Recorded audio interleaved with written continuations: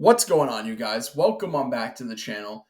And today I want to talk about something just a little bit different than what I usually talk about on this channel. And that is, I want to talk about one of the most brilliant uses of build-up and setup that I've quite possibly ever seen in manga in recent memory. And that is Hinata's fever in Haikyu. Now, Hinata's fever is so interesting because unless you know about it and unless you're paying very close attention to the story as a whole when you're reading it in the manga, you don't notice that it's really happening. Now, for example, after the Inarizaki match in Haikyuu season 4, yeah, Hinata seems a little bit more antsy than he usually is, but we don't really notice it because they have a day of rest, they get to go back to the hotel, sleep. You don't really notice it. But if you pay attention, you notice that Hinata didn't sleep as much as he usually would. So you already have that layer of he didn't get enough rest going into the next match. Then when we get into the next day, this is essentially what they call the day of hell for this tournament. And that is like Karasuno now has to play two back-to-back matches before they can go back to the hotel and rest. Now, Hinata is, if you pay attention, Hinata is already playing at a deficit because he didn't really get sufficient sleep the night before. So we're going into the Nekoma match, and the Nekoma match is so good. Like the Nekoma match is quite possibly one of my favorite things in all of manga because of all the things that culminate in this match. If you read it in the manga, if you watch the movie, you don't really get that, but if you read the manga, you get to see everything that pretty much culminates in this match. Now, Hinata's fever is something that you don't really notice at first in this match, but you get to see Hinata slip on his sweat. And what, for me, I think that's Hinata's fever really starting to kick into gear. Like, this is where it starts for me. Now, after the match, you don't really notice that anything's different with Hinata. But again, we're noticing everybody else on Karasuno going to take a rest, taking a quick nap, eating their food. Shoyo doesn't really do that. Shoyo goes to watch the next match. He doesn't take a second to rest. So when we go into the Kamo Medai match, Hinata is essentially playing at the biggest deficit that we've ever seen him play at. He didn't get sufficient sleep the night before. He didn't rest in between matches. He didn't eat in between matches during the most grueling week of during the most grueling day of the tournament, and that ultimately culminates in Hinata's fever that happens in the Kamamedai match. And what makes it more painful is that Shoyo is a character who always fought to be on the court.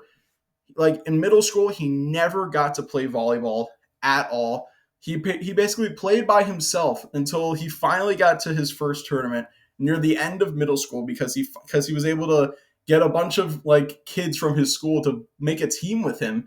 He got to that tournament, got blown out the first round, and he essentially declared to Kageyama that he was going to be the one to stay on the court the longest. He's going to be the one to stay on the court the longest and basically dethrone him. Now we get to this match. We're at the pinnacle of volleyball. Hinata did this in a year, essentially. Getting to high school, getting with Karasuno, all these battles that they've had to go through to get to nationals, going through Abajosai, getting through Ushijima, all these obstacles, they got through them together as a team. And Hinata has essentially solidified himself as one of the most important members of the team. He's one of the most important playmakers on offense, and the team knows that.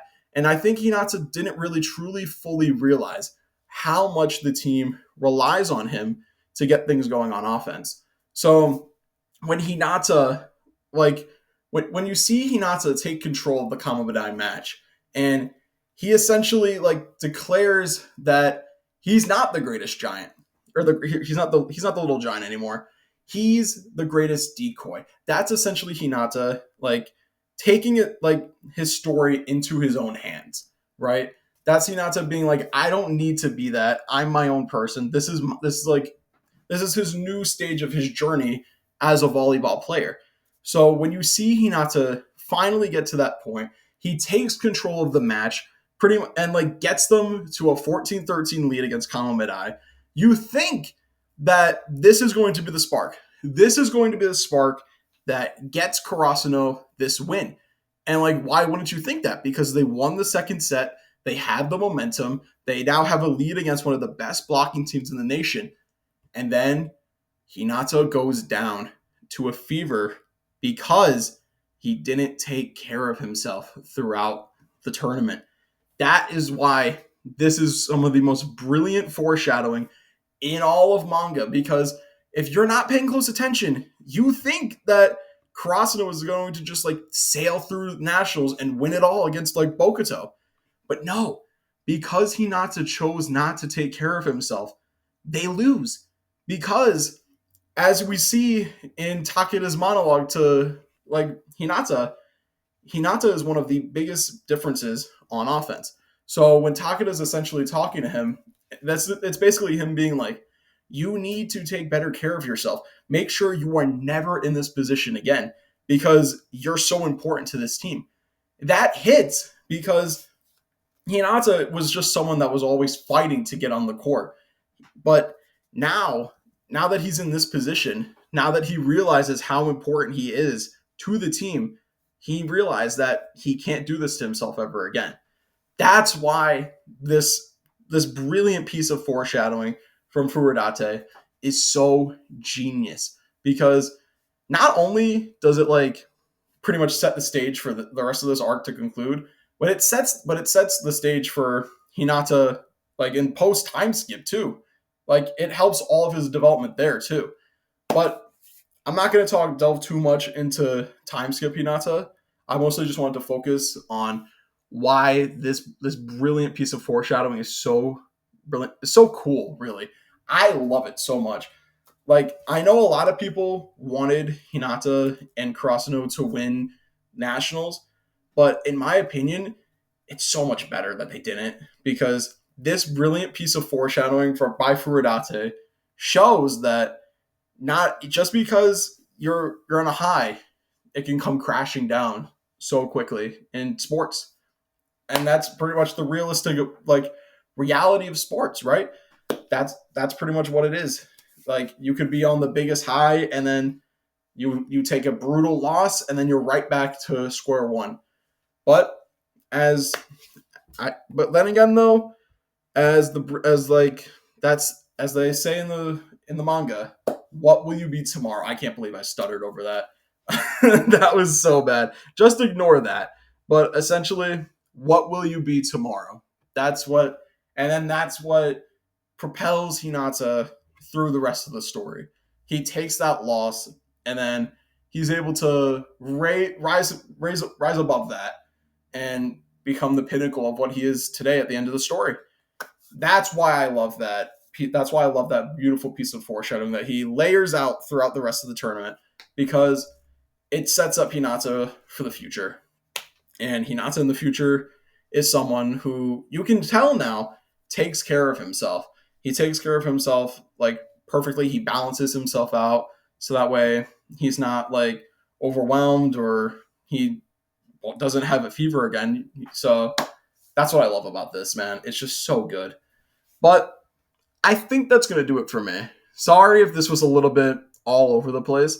I've never really talked about Haikyu before, but I really wanted to get my thoughts out there about Hinata's fever because, like I said, I think it's one of the best moments in all of like manga because of how brilliantly it's layered throughout the Nationals tournament. Like if you don't pay attention, you won't see it, and that's what I like about it. Is like it's like if you're paying attention, you feel like it could happen, but if you're not paying attention, it can sneak up on you, and that's what's so cool about it.